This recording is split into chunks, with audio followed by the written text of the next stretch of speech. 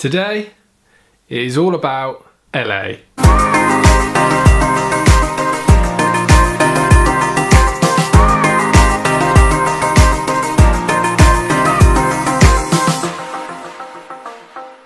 I have visited LA a couple of times, the first time being back in April and then again in June. Both times LA was part of a road trip. I've been there for business and I've been there for pleasure.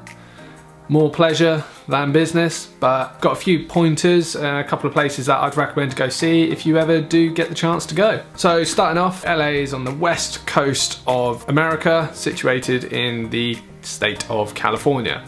When you arrive in LA, you're probably going to arrive at Los Angeles International Airport, or LAX. First thing you've got to do is obviously decide where you want to stay. I've stayed in two different sort of locations. I've stayed on the outside of the city, and I've also stayed inside the city. It all comes down to a bit of money. If you're there to spend it, get yourself a nice hotel in the centre of LA. It's worth being where all the action is, because travelling around LA is a bit of a nightmare. LA traffic is very interesting. For example, they have like a 8-lane freeway or a motorway on certain parts, certain times of the day. That is basically a big car park. Now, if you obviously stay on the outskirts of LA and you want to go in, it's going to take you a little bit longer than you would probably initially think. I stayed in a place called Walnut. According to Google Maps, it was about a 40-minute drive. When reality actually struck, it was about an hour and a half into the centre of LA. It was very nice and it was relatively cheap for where it was. Now, the place I stayed in Walnut was a Airbnb, which is a fantastic way of sort of staying anywhere. I will link below sort of a discount code for Airbnb. If you haven't done it before, you basically are renting a spare room or part of a house that somebody has free. It's a lot cheaper than the hotels and you can get some really nice places to actually stay. I've also stayed in a hostel in LA in a place called Inglewood, which is right near the airport. Very convenient from that point of view, but also was a little bit tacky. I paid around $10, $15 a night and you get what you pay for. I stayed in a room with about 18 other guys. Not as dodgy as it sounds. However, I was there with a lot of camera equipment and it just wasn't that great. There's lots to see on like different ends of the city, so wherever you want to go is probably going to be quite far apart. You can't beat the convenience of a car. However, parking is a bit of an issue and can be very expensive.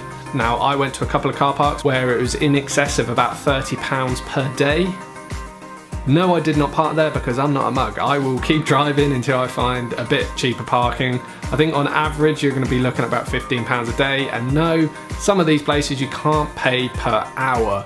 Quick disclaimer, I haven't seen everything LA has to offer, but I've seen a handful of things that I'd like to recommend to you guys. Starting off, I want to just glimpse over some of the most touristy things you can do in LA. Looking at some of the theme parks, your Disneys, your Universals, all of that touristy stuff. I stayed away from it when I was in LA. I work in entertainment, so that's what I do. So when I go to different places, I don't always jump in to go to these sort of theme parks. I've heard great things about like the parks in California. Let's go see it. I've heard great things. Now, the first thing I'd recommend to go see in LA is the Hollywood sign.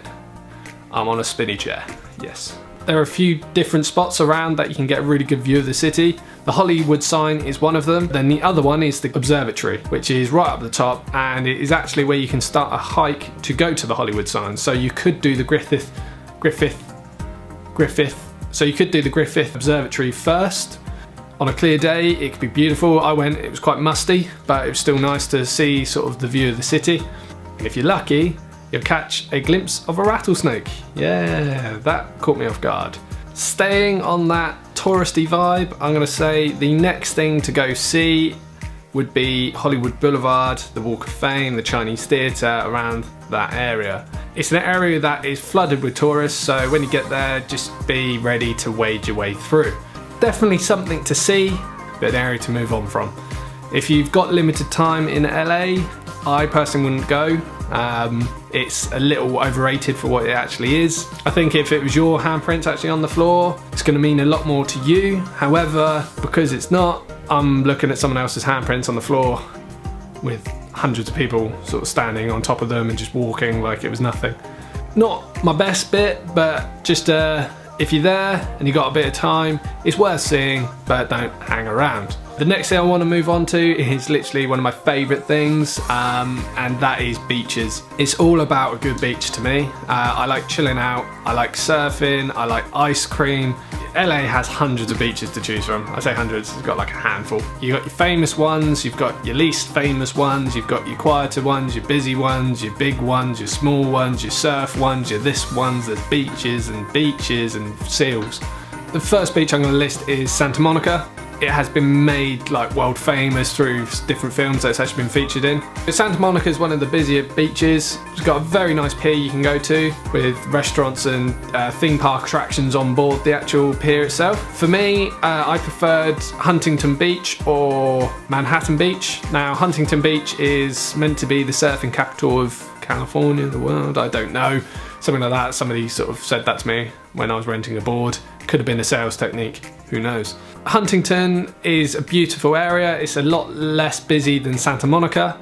Depending on what you're going there to do, Santa Monica is definitely a beautiful beach to go to. And if you're just on the outskirts of LA, on the East Coast near the airport, it's just up the road. Personally, I like it to be a little bit quieter, so somewhere like Huntington and Manhattan is the beach I'd rather go to. All three of those beaches are brilliant in the evening times. There's loads of restaurants to go to, loads of places to go out for a drink and meet people.